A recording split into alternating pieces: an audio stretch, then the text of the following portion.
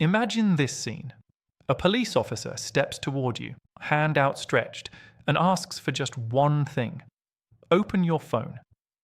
What you do in the next few seconds, whether your thumb taps the screen, your face meets the camera, or you simply say nothing at all, determines whether a total stranger gains access to every conversation you've ever had, every photo stored on that device, your emails, your bank balance, and a detailed map of everywhere you've been. Most people, caught off guard, just hand it over. They assume they have no choice, or worse, they worry that refusing will make them look guilty. In that split second of nerves, they give away more of their private world than they'd ever share with the people closest to them. So in this video, I'm laying out precisely what police in this country are allowed to do with your phone, what they can demand, what they can't, and the one thing you should never do the moment an officer asks you to unlock it, because the reality of the law is nothing like what most people assume, and getting this wrong can cost you everything. I'm a criminal defence solicitor practicing in England and Wales, and for 15 years I've stood beside people in police stations during the worst moments of their lives. My purpose on this channel is simple: explain in language anyone can follow the rights that most people only learn about once it's too late to use them. Let's start with why this matters so much, because I don't think most people fully grasp the stakes. Your phone stopped being just a phone years ago. It is now the fullest record of your existence that has ever been compiled. Every message, every image, including ones never meant for another soul, your banking, your health data, every contact you've ever made and everything you've said to them, and your precise location history down to the street and the hour.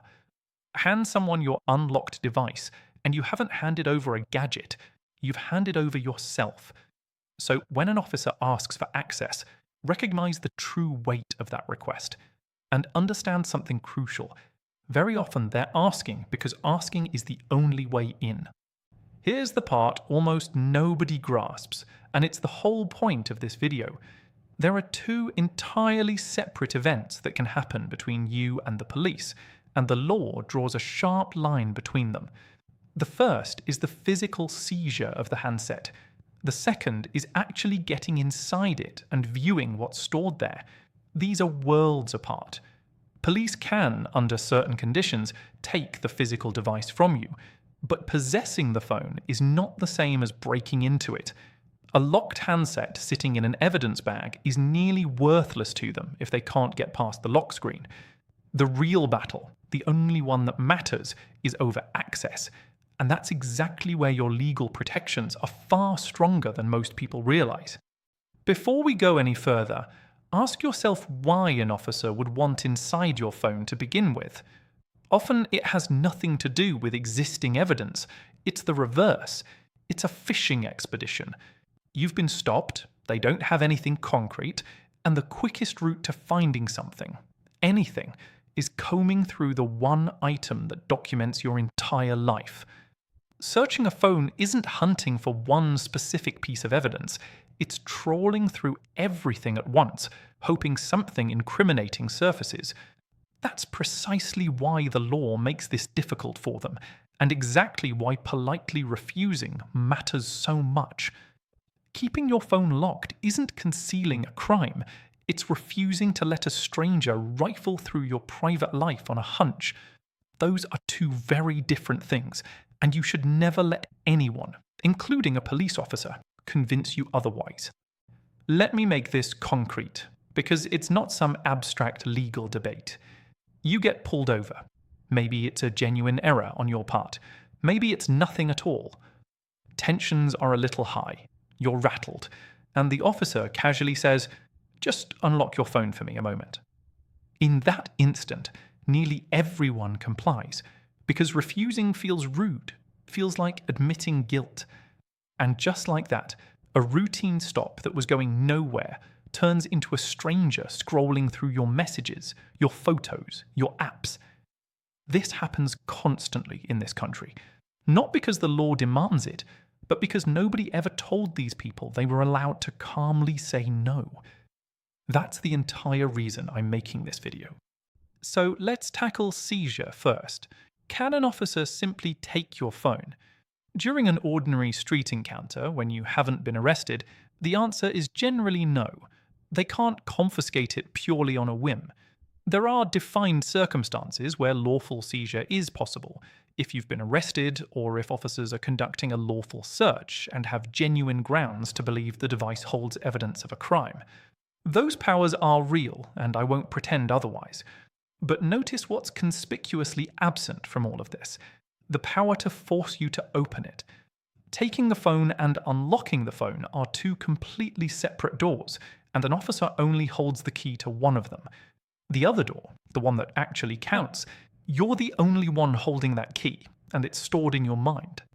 Here's the rule police would probably prefer you never learned. In a standard encounter, they cannot compel you to reveal your passcode. They can ask insistently. They might phrase it like a command. But an officer standing in front of you on the street does not possess the authority to extract your PIN or password from you on the spot. Not at the roadside, not in a police van, not anywhere in that moment. You are not required to type it in, say it aloud, or unlock the device for them. And declining is not obstruction. It is not a criminal offence. It is simply you exercising a genuine legal right. Now, I have to be honest with you, because this channel exists to explain the law as it truly is, not a softened version of it. There is a mechanism by which police can compel your passcode, but it's a formal, court-sanctioned process, worlds apart from an officer holding out his hand at the roadside. It's known as a Section 49 notice, issued under the Regulation of Investigatory Powers Act, or RIPA. For police to use this power, a senior officer must apply, and critically, a judge must approve it. It's reserved for the most serious cases: terrorism, child exploitation, organised crime, large-scale fraud. If you're properly served with such a notice, and you still refuse to hand over your passcode, that refusal itself becomes a criminal offence, carrying up to 2 years in prison, rising to 5 years in the gravest national security or indecent images cases. So, I won't tell you police can never force your phone open. In extreme cases, with judicial sign-off, they can. But look at the enormous gap between these two scenarios. On one hand, a formal notice, authorised by a judge during a serious criminal investigation. On the other, an officer on an ordinary evening saying, "Unlock your phone," simply because you've been stopped and he's curious what's inside. The first is genuine law. The second is a bluff dressed up to look identical to the first. And that's exactly the trick. It's why so many people surrender their entire private lives, because the casual request is designed to feel as authoritative as the judicial one. Now you know the difference. Which brings us to the loophole, because there is one, and it's the reason this video exists. The part 1 I need you to actually hold on to.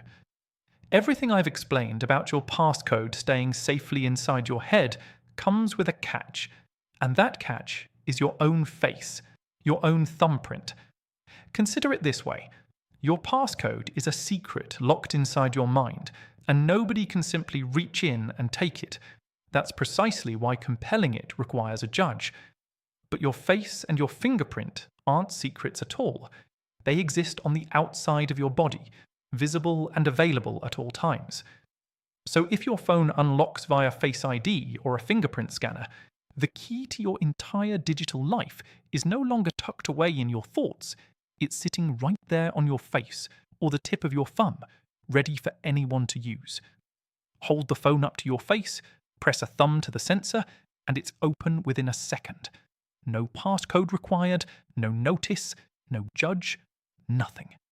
The legal framework around compelling someone's face or fingerprint is still evolving. It's a genuinely unsettled area of law. In serious cases, a court can order biometric access through that same formal process used for passcodes. But set the courtroom aside for a moment and think about the situation as it actually unfolds in real life. There's an enormous gap between a judge signing a formal order weeks after the fact and an officer simply lifting your phone to your face while you stand there, detained and flustered in the moment. One is a legal process with genuine safeguards built in. The other can happen faster than you can blink. Biometrics essentially turn your own body into your password, and unlike a password, your body isn't something you can keep hidden inside your head. Which brings me to the single most useful piece of advice in this entire video. If you actually want your phone properly protected, if you want that judicial safeguard to mean something in practice, then it needs to be locked with a passcode, not just your face or thumbprint. And if you're ever in a situation where you suspect your phone might be seized, there's one action that beats everything else, and it takes about 2 seconds. Turn it off completely. Power it down. Here's why this works. On both modern iPhones and Android devices, once a phone is switched off and powered back on, it enters a special locked state. In that state, Face ID stops functioning, fingerprint sensors stop working, and the device will accept nothing except a manually typed passcode. On top of that, the data itself becomes properly encrypted and scrambled while in this state. A phone that's been powered off is dramatically harder to breach than one that's been sitting unlocked in your pocket all day. If you remember one practical tip from this entire video, make it this one. If it matters and you get the chance, switch the phone off. The moment you do, your face stops being a usable key. Now I need to give you the exception, because I never want to leave you with only half the picture. Everything covered so far applies to ordinary encounters: a street stop, a traffic stop, an arrest. But there's one location within this country where all of that changes entirely: the border. Airports, ports, the Channel Terminal. Under Schedule 7 of the Terrorism Act, an examining officer at the UK border holds powers that an ordinary street officer simply does not have. At the border, they can require you to surrender your devices and provide your passwords and PINs. And here's the crucial catch: they don't need any suspicion about you whatsoever. No reason required. And refusing to cooperate at the border is itself a criminal offence. So hear this distinction clearly. The strong protections I've described apply to ordinary encounters within the country. The border operates under an entirely different set of rules. If you're stopped under Schedule 7, that's the moment to stay calm, comply, and consult a solicitor about it afterward. Now let's turn all of this into something you can actually use, because knowing the law means nothing if you freeze in the moment. Here's your script, the calm, polite, legally sound way to handle it. When an officer asks to see your phone or unlock it, your first move is to ask, evenly and without hostility, "Am I being detained or am I under arrest?" That single question accomplishes a great deal. It forces the officer to clarify the actual legal basis for the encounter. If you're not under arrest, you can simply and calmly state, "I don't consent to a search of my phone, and I'm not going to unlock it." Say it steadily, not aggressively, not smugly, just clearly. Because the other tool police often lean on is consent. If you tap your phone open and hand it over, in the eyes of the law you've consented, and you've given away the very protection all these rules were built to preserve. Don't search your own private life for them.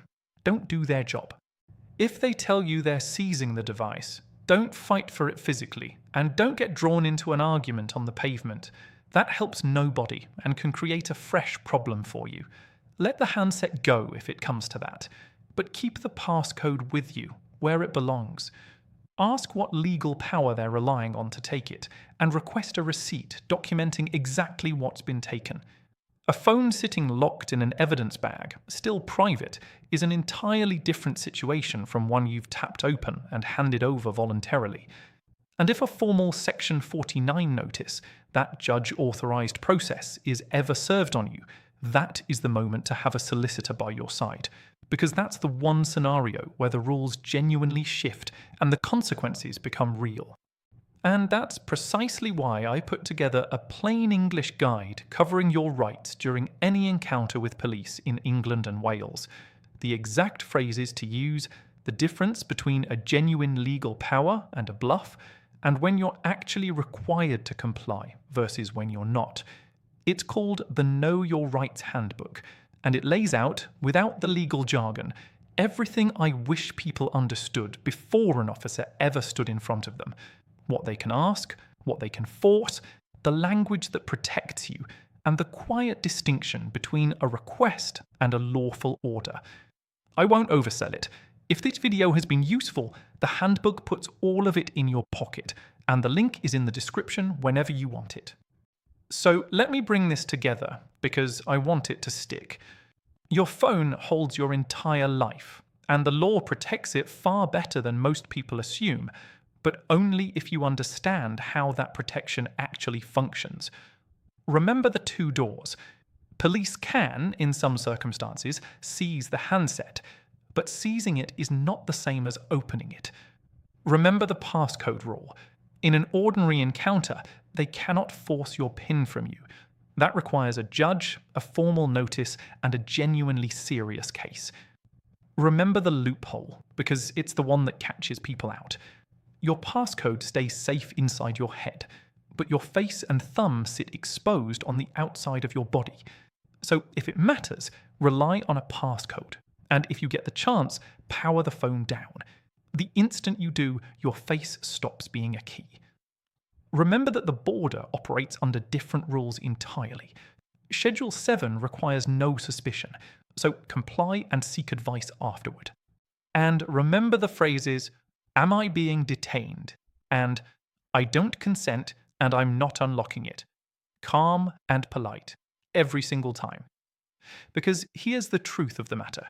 In that moment, the officer is hoping for exactly one thing: that you'll be flustered, eager to appear cooperative, and that you'll tap that screen before you had a chance to think it through.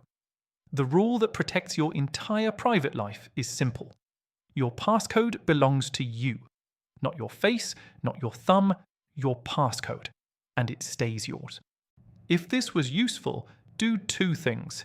Check the pinned comment and the description where I've left these exact phrases so they're ready in your pocket before you ever need them.